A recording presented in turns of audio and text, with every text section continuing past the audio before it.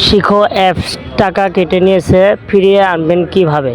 আসসালামু আলাইকুম বন্ধুরা, আজকে কোনো ফানি ভিডিও না বা ইমোশনাল ভিডিও না।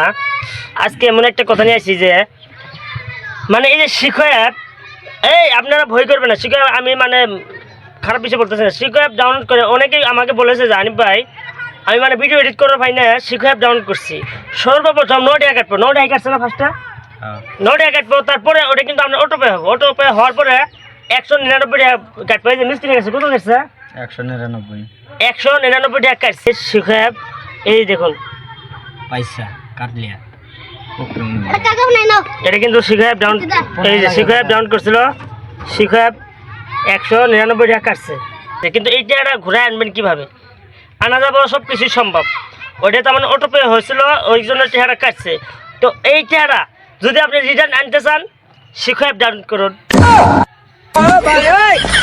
শিখো অ্যাপ ডাউন করুন, বাস ক্লিয়ার। ভিডিও যাতে আরো মানুষ জানতে পারে, অনেকেই টাকা কিন্তু এভাবে গেছে। শেয়ার করো।